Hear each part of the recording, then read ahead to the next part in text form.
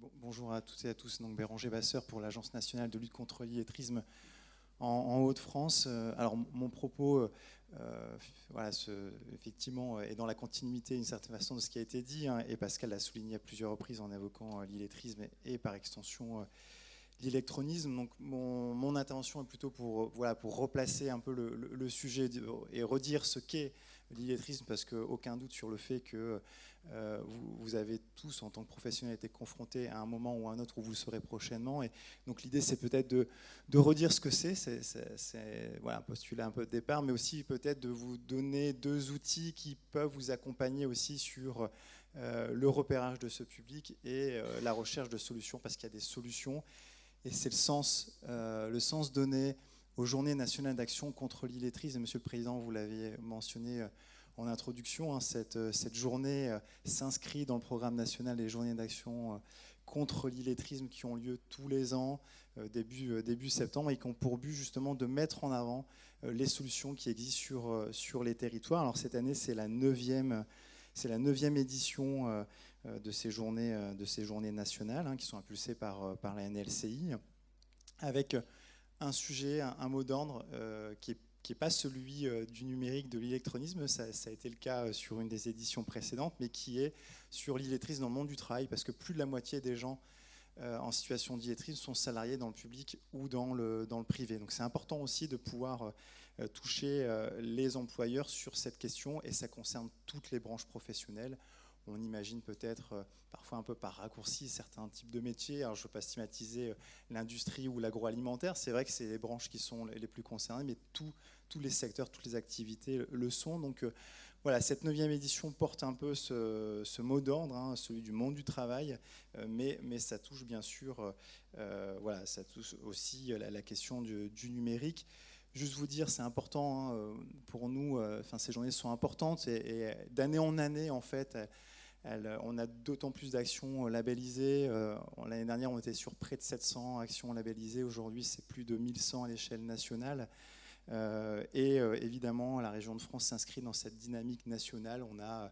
On a près de 100 actions qui sont labellisées en région. Ça prend des formes différentes, comme cette journée, mais aussi, voilà, des ciné-débats en prison, des webinaires de sensibilisation des entreprises, voilà, des concours d'écriture. Et on a des porteurs très, très différents, comme les associations ou des collectivités territoriales, mais aussi Pôle emploi, qui est assez engagé, particulièrement en région, sur le sujet, et puis bien sûr les organismes de formation. Alors c'est d'autant plus important pour la région d'avoir cet écho, hein, au travers des GNAI, de ce qui se fait au quotidien sur la prévention, la lutte contre l'illettrisme, parce qu'on est l'une des régions qui est la plus concernée, enfin même la région métropolitaine la plus impactée par cette question-là. On est sur des chiffres un peu anciens, mais c'est 11% de la population des Hauts-de-France qui est concernée par l'illettrisme, quand on est à 7% à l'échelle nationale. Donc on voit bien l'effort qu'on a à faire aussi en région, mais c'est évidemment pas sans lien. On a évoqué la question aussi de la précarité, de la pauvreté. Il y a évidemment des liens aussi entre tous ces sujets, hein, et ça s'explique, enfin on explique en tout cas aussi le fait que les chiffres soient si forts en région de France par cette situation de précarité. Alors,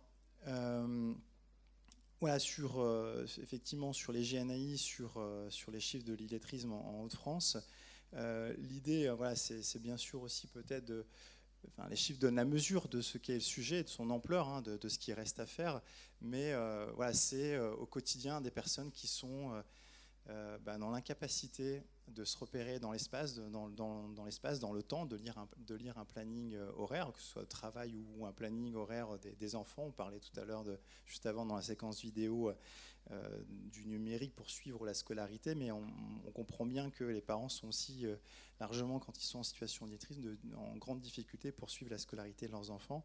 C'est des personnes qui du coup vont avoir du mal à accéder à l'emploi, et surtout à rester dans l'emploi. Je disais que la moitié sont salariés, c'est vrai, mais ils ont une grande difficulté à rester dans leur emploi, à évoluer, parce que les mutations économiques changent les process en continu, et le numérique, hein, pour refaire le lien avec le sujet, a aujourd'hui intégré tous les secteurs d'activité. Et il est aujourd'hui indispensable de pouvoir maîtriser aussi le numérique, ce que ne sont pas évidemment capables de faire les personnes en situation d'illettrisme.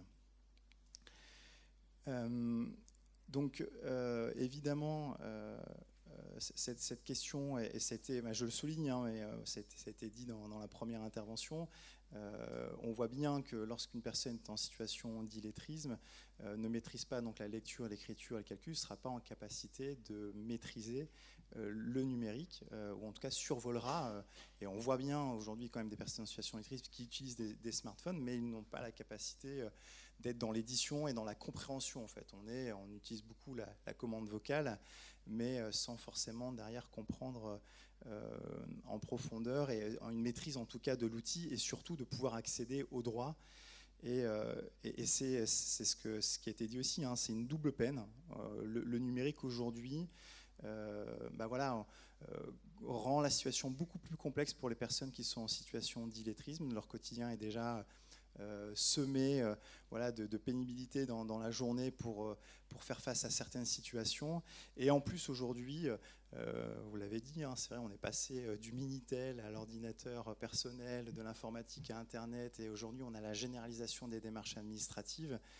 Le droit et l'égalité en droit est inscrit, est acté, mais le droit se confronte à la réalité, et là-dessus, le public en situation d'illettrisme est d'autant plus impacté par ce renoncement aussi au droit et le fait de ne plus pouvoir être accompagné. Donc on insiste beaucoup aussi dans le cas des GNI pour dire que chaque acteur, en fait, la prévention, la lutte contre l'illettrisme, c'est pas que l'affaire des acteurs sociaux, c'est l'affaire même des employeurs, des acteurs privés. C'est une action quotidienne, c'est l'affaire de tous pour mieux repérer et mieux accompagner le public en situation d'illettrisme. Et surtout que le public en situation d'illettrisme n'est pas invisible, il est visible et il côtoie certaines de vos structures, mais ces difficultés en font un sujet véritablement tabou, et il ne se signale pas, il ne manifeste pas ces difficultés, et pour autant c'est pas une fatalité, il existe un certain nombre de solutions qui sont mises en place, et on voit aussi l'illettrisme reculer. Les dernières enquêtes, hein, on a constaté qu'entre 2004 et 2011, l'illettrisme avait baissé de 20%. Donc si l'illettrisme recule, l'inclusion numérique se renforce aussi, puisqu'on permet une meilleure maîtrise du numérique et de ce que ça peut apporter comme vecteur. On a une nouvelle enquête nationale qui s'engage ce mois-ci, au mois de septembre, et qui court jusqu'à mars prochain. On aura donc de nouvelles données, un nouveau portrait de l'illettrisme, et on espère aussi en région de France, pour accrocher avec la région, avoir une meilleure mesure de ce qu'est cette problématique sur les territoires, mieux connaître. On connaît les différentes raisons, on parlait de la précarité, mais il y a les troubles d'apprentissage, comme la dyslexie par exemple, qui peuvent conduire, ça ne conduit pas systématiquement, mais ça peut conduire à l'illettrisme. On aimerait mieux situer géographiquement en région les causes qui conduisent à l'illettrisme, pour guider en fait évidemment l'action publique derrière. C'est une très courte vidéo en fait qui dure 3 minutes, mais c'est le témoignage de quelques personnes en situation d'illettrisme pour vous aider aussi de mesurer un peu leur quotidien. On essaie de sensibiliser sur cette réalité et de dire qu'il y a des solutions mobilisables. Et l'idée donc de mon intervention après, c'est d'évoquer effectivement deux outils que vous pouvez d'une façon ou d'une autre utiliser. Peut-être juste refaire un détour sur ce qu'on entend par illettrisme. On est attaché à chaque fois à faire la distinction entre l'illettrisme et l'analphabétisme et le français langue étrangère. C'est pas qu'une question de forme, c'est pas vouloir séparer les publics. C'est bien sûr 3 problématiques qui correspondent à des difficultés dans les pratiques langagières, mais les publics sont très différents de par leur histoire et de par leur parcours, mais aussi au regard de leurs besoins, puisque les personnes qui sont analphabètes, c'est les personnes qui n'ont jamais été scolarisées en France ou ailleurs, donc qui ont besoin d'apprendre complètement à lire et écrire, et en plus d'apprendre une autre langue. Et les personnes, on dit en FLE, en français langue étrangère, donc c'est les nouveaux arrivants, mais qui savent lire, écrire et compter, qui ont juste besoin d'apprendre une langue étrangère on pourrait vivre aussi à l'étranger si on ne maîtrise pas la langue, l'apprendre en fait. Et donc le besoin est très différent avec une personne en situation d'illettrisme, parce que la personne en situation d'illettrisme, elle a été scolarisée. Et donc le fait qu'elle ait été scolarisée, il y a ce sentiment de honte quand elle est à côté d'un public allophone, en fait, en disant mais on n'a pas le même parcours et notre besoin n'est pas le même. Le contenu ne peut pas évidemment être le même entre ces trois publics. Voilà, nous on insiste beaucoup parce que il est important d'apporter des réponses qui soient adaptées à la réalité des situations. Les structures peut-être présentes aujourd'hui, bien sûr, côtoient et accompagnent ces trois publics, mais voilà, les outils à mobiliser sont et doivent être différents. Voilà, c'était une précaution aussi peut-être à replacer. Vous avez une illustration de loin, c'est peut-être pas très lisible, mais on voit dans l'encadré en fait quelqu'un en situation d'illettrisme qui essaie de répondre à une question. La question c'est lorsque vous étiez enfant, quel métier rêviez-vous de faire? On voit qu'il essaie de répondre et que la réponse, enfin l'écriture, c'est pas une question de style, de police, c'est d'écriture.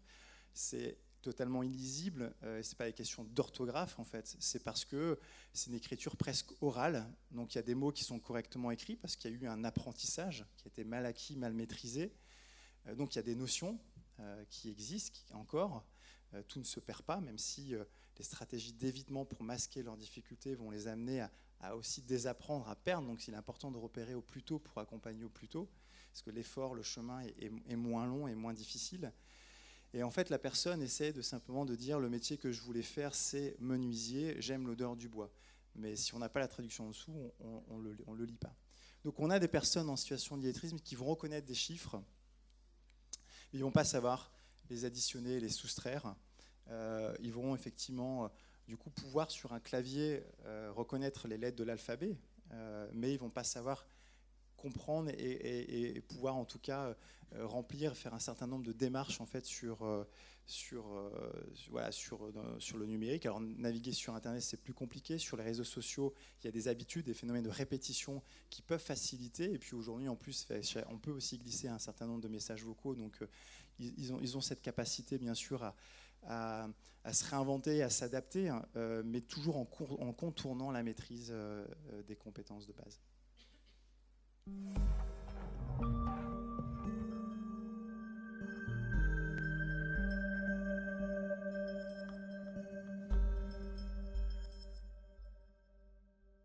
Alors là,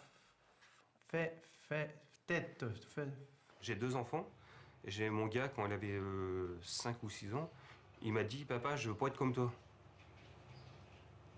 Ça choque, hein. je m'en suis aperçu notamment quand j'étais à l'école, quand on nous demandait de lire une page de bouquin, je raccrochais beaucoup sur les mots, je mettais beaucoup plus de temps. Mes parents ont divorcé très tôt, j'ai changé d'école 7 fois dans la même année. J'ai fait 5 écoles différentes, bon alors. On se retrouve dans une autre école, parce que là on change de professeur, on change de camarade, donc du coup on est un peu déstabilisé. On change, le programme n'est pas pareil, on ne sait plus où on en est, et puis on laisse un peu tomber quoi. Quand je comprenais pas, genre, j'osais pas dire que j'avais du mal, quoi. Ouais, alors je me mettais un petit peu à l'écart. Que je savais très bien que je savais pas lire et écrire, donc je me sentais un peu à l'écart. Et puis c'est vrai que j'étais un peu humiliée de moi-même.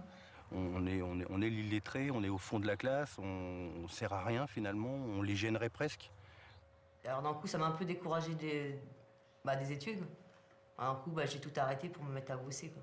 Avant, je ne disais pas que j'avais un problème avec l'écriture, ni avec la lecture. Je travaillais, je gagnais ma vie, tout allait bien, donc pourquoi il n'y a pas de problème? Pour moi, c'était pas évident parce que j'avais pas confiance en moi, quoi. Déjà, dire au patron, ouais, je sais pas trop. J'ai un peu de mal à lire et écrire. Je suppose que j'ai été licencié à cause de ça, parce que je faisais beaucoup de fautes, puis je faisais répéter les gens plusieurs fois, puis moi j'ai toujours supposé que j'ai été licencié à cause de ça. Eux ils m'ont dit non, mais pour moi c'était à cause de ça. Ils se disent mais il est bête celui-là, il écrit n'importe comment, il sait pas écrire. C'est vrai je prends ça presque pour un handicap moi. C'est presque un handicap, oui, parce que on passe un peu pour des idiots par rapport aux gens. Un comme ça, Un comme ça, puis ça c'est pour le mal de dos. Le mal de dos. Ah, faut pas en prendre plus de 6, je sais que c'est 6, mais c'est ça qu'il me l'a dit. Bah, oxy rouge, en général, c'est dangereux. Hein. Oxycron rouge. Non, mais je sais pas faire mes chèques, c'est mon mari qui me les remplit, oui. Quand j'ai du papier à remplir, c'est souvent, je téléphone toujours à ma tante. Tu peux pas demander à n'importe qui parce que la mentalité des gens, maintenant, t'en as, ils vont lire n'importe quoi, ils vont se foutre de ta gueule, je veux dire. Faut qu'on soit plus fort que les autres pour aider les autres personnes, encourager les autres personnes à venir dans les associations. Faut que nous, on encourage les personnes qui ont des difficultés à venir dans les associations, c'est ça.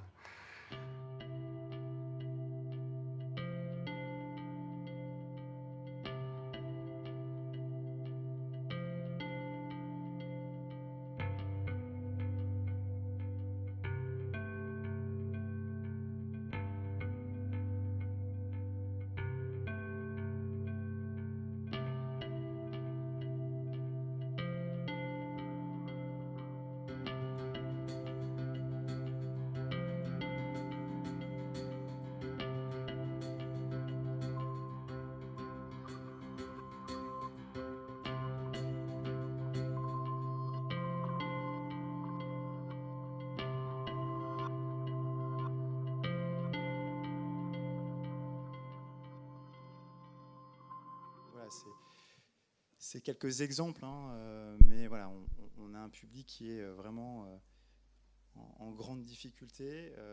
Certains, je disais, les côtoient le savent, mais voilà, il faut effectivement pouvoir leur proposer un accompagnement adapté. Juste sur les chiffres, voilà, sur les Hauts-de-France, je le disais, hein, c'est 11%. Vous avez un peu la répartition par département. On sait que le Pas-de-Calais et l'Aisne sont assez largement concernés par le sujet. Mais je voulais juste plutôt, au-delà des chiffres départementaux, c'est peut-être vous resituer un peu la photographie, hein, de l'illettrisme. On constate que c'est davantage les hommes que les femmes. Mais je veux surtout insister sur la question de l'âge. Et ça a été dit tout à l'heure quand on parlait du numérique, hein, ou de l'électronisme. Ça ne concerne pas que les personnes âgées. On a aussi cette représentation, et les chiffres en tout cas déconstruisent aussi cette image. Voilà, on a la moitié qui ont plus de 45 ans et l'autre moitié qui ont moins de 45 ans.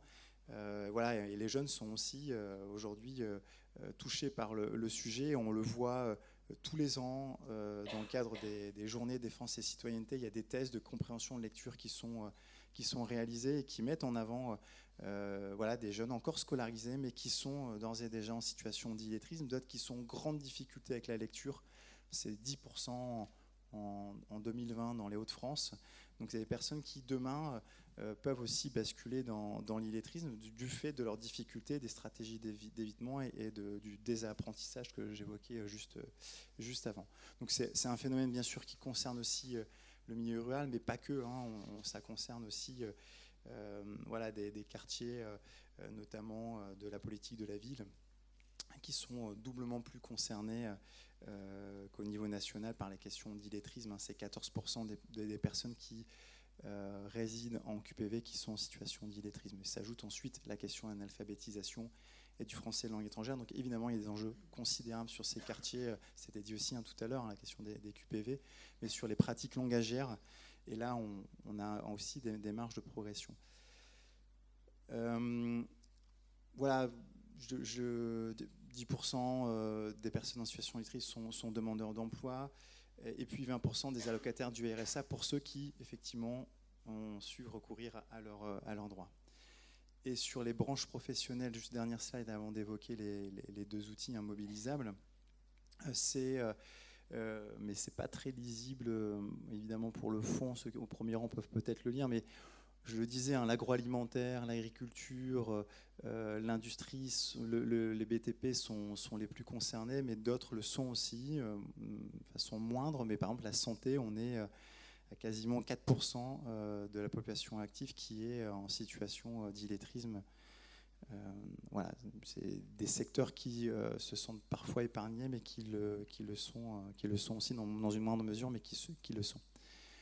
Alors, j'en viens donc aux deux outils que je voulais mentionner ce matin. Le premier, c'est Evagile. En fait, c'est un chercheur, Pascal Moulette, donc un chercheur à l'université de Lyon qui a fait sa recherche sur l'illettrisme dans le monde du travail et qui a mis en évidence tous les impacts socio-économiques de l'illettrisme en entreprise. Je ne résume pas tous ces travaux, mais il en arrive à la conclusion que ces impacts représentent entre 2 et 6% de la masse salariale de chaque structure. Alors c'est sûr que pour des très petites entreprises, ça ne parle pas forcément, mais pour des grosses structures, il y a des enjeux assez considérables, notamment financiers, pour en tout cas se poser la question.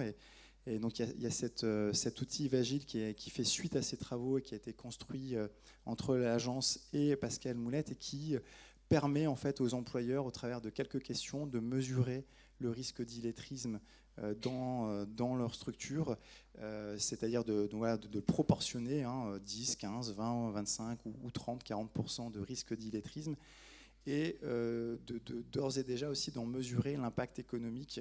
Donc c'est une modélisation de ces travaux, de sa recherche, et qui permet tout de suite en tout cas de donner cette prise de conscience concrète liée à l'activité, à la structure propre, et propose derrière un certain nombre de solutions, puisque l'idée c'est ça, c'est pas simplement de partager un constat, mais c'est aussi de dire qu'il y a des solutions. Et donc chaque structure qui fait le test, qui dure pas plus de 5 minutes, enfin un peu plus de 5 minutes, ressort aussi avec des références et des liens vers des opérateurs qui peuvent les accompagner. Je pense notamment évidemment aux OPCO, mais pas que, pour leur donner un certain nombre de solutions pour prendre en charge et avoir une approche RH sur l'accompagnement du public, enfin des salariés qui seraient en situation d'illettrisme. Et puis un outil qui permet vraiment de s'affranchir des stratégies d'évitement des publics en situation d'illettrisme, c'est l'outil EVA, alors c'est une solution numérique gratuite qui a été au départ c'était une start-up et qui a été reprise par le ministère du Travail et qui a été aujourd'hui confiée à la NLCI, qui a pour but en fait de valoriser les compétences transversales et le potentiel de chaque personne. En fait, le parti pris, c'est de dire, on fait une évaluation et on ressort forcément des compétences mobilisables sur un parcours professionnel ou d'accompagnement social des personnes. On n'est pas sur, il n'y a pas d'échec à l'issue de cette évaluation. Il y a forcément des compétences à faire valoir et ça permet, le cas échéant, en fait, de détecter les situations d'illettrisme. C'est totalement imparable. La personne qui a réussi jusqu'alors à masquer sa situation d'illettrisme, si elle fait le test, ça sera forcément détecté et mis en évidence. Mais pas dans une approche stigmatisante, mais vraiment dans la valorisation de ces compétences, de ce qui peut être mobilisé pour des métiers et qui est transposable sur du quotidien. Donc sur des compétences... alors on voit sur effectivement français, mathématiques, mais aussi au regard en fait de métiers. En fait, chaque restitution renvoie à des métiers, à des fiches métiers, donc au code ROM. Donc ce qui permet tout de suite aussi de se projeter et de poser un discours entre l'accompagnant, l'acteur social, et la personne qui a réalisé l'évaluation, le test. Parce que le plus dur, bien sûr, c'est de repérer, mais c'est aussi de pouvoir aborder le sujet avec les personnes qui sont en situation d'illettrisme. Et en l'occurrence, ce test en fait, va permettre de poser peut-être la discussion pour accompagner la personne. Voilà, et juste... vous dire aussi, parce que ce n'est pas le sens de la journée, donc je ne fais pas plus long, mais il y a ces outils qui permettent à la fois aux employeurs de se saisir du sujet, de prendre conscience au regard de leur structure. Il y a EVA qui va permettre ensuite d'évaluer la situation, de détecter l'illettrisme, et il y a un module qui permet aussi derrière de mesurer concrètement le niveau d'illettrisme. Mais au-delà de ça, il y a aussi une offre de formation qui peut être mobilisable par les OPCO quand on est salarié, mais aussi pour les demandeurs d'emploi. Il y a le SIEG aussi de la région. Christine prenait la parole tout à l'heure, mais sur ce sujet, la région aussi offre en tout cas, couvre à l'échelle régionale une offre de formation aux compétences de base au travers de l'EA et de CLEA. Il y a aussi le numéro vert qui permet à chaque acteur, chaque professionnel, s'il a un doute sur une situation, d'être accompagné au cas par cas. Enfin voilà, l'idée c'était de rappeler en tout cas ces outils mobilisables pour essayer de changer d'échelle sur le sujet, puisqu'on rentre dans le noyau dur. On rentre sur des situations très, très complexes et si on veut aussi, si on parle d'inclusion numérique, il faut évidemment aussi se mobiliser contre l'illettrisme, et c'est par la question du repérage du public et de l'accompagnement qu'on pourra leur proposer, qu'on pourra changer d'échelle sur le sujet. Voilà, je ne fais pas plus long, mais c'était juste l'occasion en tout cas de rappeler ça, et merci d'avoir donné l'occasion d'évoquer ces deux outils, Eva Gilles et Eva.